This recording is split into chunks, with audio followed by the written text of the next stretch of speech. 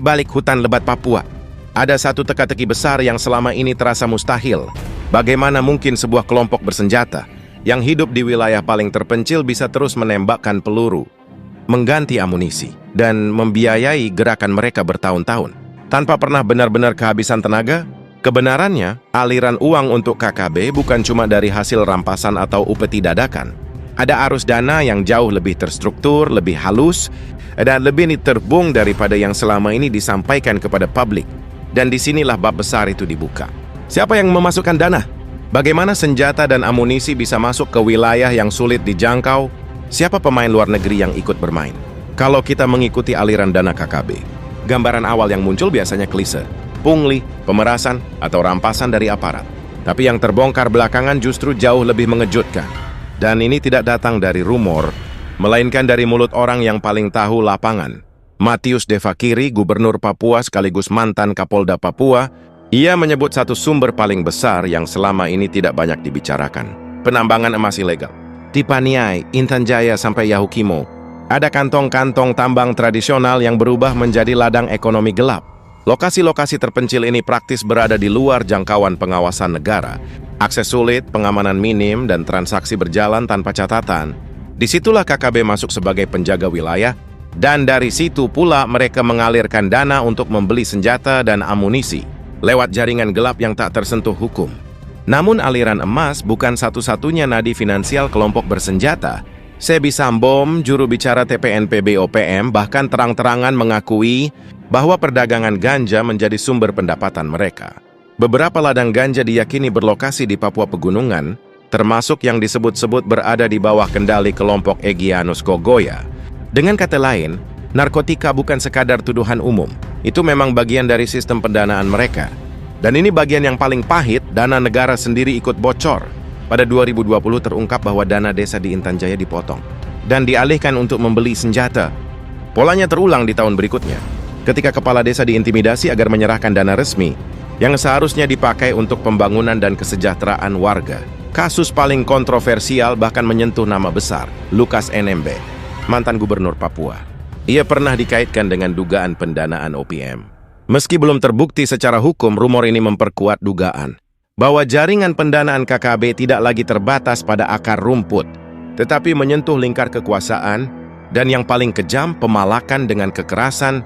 Pada Maret 2025, kelompok OPM pimpinan Elius Koba diduga membakar sekolah dan menyerang tenaga kesehatan di Anggrok, Yahukimo, setelah permintaan uang perlindungan ditolak. Ini menegaskan satu hal: ketika mereka butuh uang, siapapun bisa menjadi sasaran.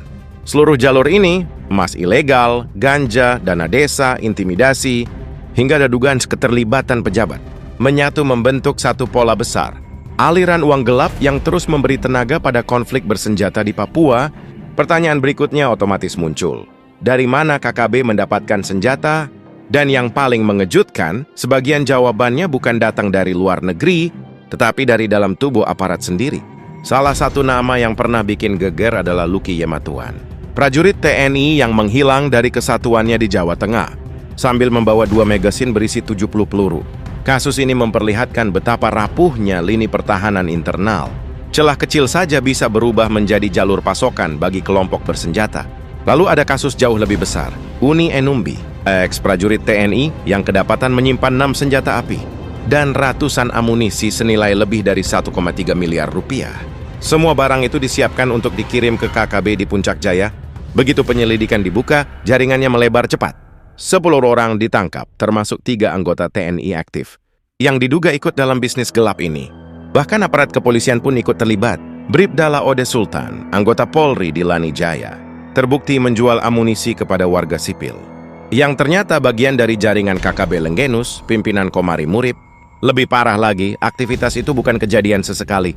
Rekam jejaknya menelusuri hingga 2017. Namun jalur paling klasik tetap tidak berubah, senjata rampasan. Setiap kontak tembak di wilayah Papua Pegunungan maupun Papua Tengah selalu meninggalkan peluang. Begitu aparat lengah atau posisi tergeser, senjata organik TNI Polri menjadi hadiah terbesar yang diburu KKB. Begitu bicara pendanaan dan persekutuan KKB, satu pertanyaan tidak bisa dihindari. Apakah ada tangan luar negeri yang ikut bermain? Jawabannya tidak sederhana, iya atau tidak. Tetapi jejaknya terlihat jelas di kawasan Pasifik. Beberapa negara seperti Vanuatu dan Fiji kerap menjadi suara paling keras di PBB. Ketika isu Papua dibahas, tuduhan pelanggaran HAM, rasisme, sampai genosida dilontarkan tanpa ragu. Dari sini muncul dugaan bahwa ada jalur simpati yang berubah menjadi jalur logistik atau pendanaan tidak resmi. Urusan senjata jauh lebih konkret. Mantan Pangkostrat Muhammad Soleh Mustafa pernah menjelaskan dua sumber utama yang paling aktif memasok senjata ke Papua. Pertama, Filipina. Lewat jalur laut luas dan terbuka, senjata dari Mindanao dan jaringan kriminal lokal dijual ke pasar gelap lalu diselundupkan ke Papua. Kedua, Papua Nugini, yang masih menyimpan banyak senjata sisa konflik internal mereka. Salah satu bukti paling mencolok datang dari kasus Anton Gobay, diplomat Indonesia di Manila, yang membeli senjata di Filipina untuk dikirim ke Papua. Bukan teori konspirasi, ini fakta hasil investigasi resmi. Semua alur ini membentuk gambaran besar. KKB tidak bergerak sendirian. Ada simpatisan politik di Pasifik, ada pasar gelap di dua negara tetangga, dan ada jaringan pembelian senjata lintas batas. Inilah yang membuat operasi keamanan di Papua bukan hanya soal mengejar kelompok bersenjata, tetapi membendung jaringan regional yang jauh lebih rumit daripada yang terlihat di permukaan. Di Papua, kekuatan uang dan senjata berubah menjadi bahan bakar, yang membuat KKB bisa terus bergerak, menyerang, dan menciptakan suasana mencekam tanpa henti. Setiap kali satu dus amunisi berhasil masuk, baik lewat pasar gelap, aparat nakal yang tergoda uang, atau jalur ilegal yang tidak pernah tertutup, tensi langsung melonjak. Aparat kembali menjadi sasaran utama. Warga sipil hidup dalam ketakutan, dan daerah-daerah yang tadinya tenang berubah menjadi zona abu-abu. Kondisi keamanan yang goyah ini punya efek domino. Program pembangunan terpaksa berhenti, proyek jalan dan jembatan dibekukan, pekerja ditarik mundur demi keselamatan. Beberapa distrik bahkan dikunci sebagai zona bahaya. Ketika aktivitas ekonomi terganggu, pasar tidak buka, distribusi barang terbatas, layanan publik tersendat, ketimpangan makin menganga, dan masyarakat paling miskin justru menjadi pihak paling menderita. Untuk memutus sumber kehidupan KKB, negara mulai menyerang titik terlemah mereka, jalur senjata dan jalur uang. Operasi Damai Kartens bergerak dari gunung ke pesisir, menyasar siapapun yang terlibat dalam rantai pasokan. Dari warga sipil yang jadi kurir, mantan aparat pembelot, hingga oknum TNI Polri yang ikut bermain. Dalam sejumlah penyergapan, belasan senjata api dan ribuan amunisi diamankan, barang-barang yang tadinya hanya menunggu waktu untuk menambah korban. Di belakang operasi lapangan ini ada satu lembaga yang sangat krusial, PPATK. Mereka melacak aliran uang gelap, mulai transaksi mencurigakan untuk logistik, pembelian senjata, hingga dugaan penyalahgunaan dana desa. Setiap temuan intelijen keuangan dikirimkan ke Satgas untuk dijadikan dasar operasi di lapangan, menunjukkan siapa mengirim, siapa menerima, dan siapa menjadi perantara.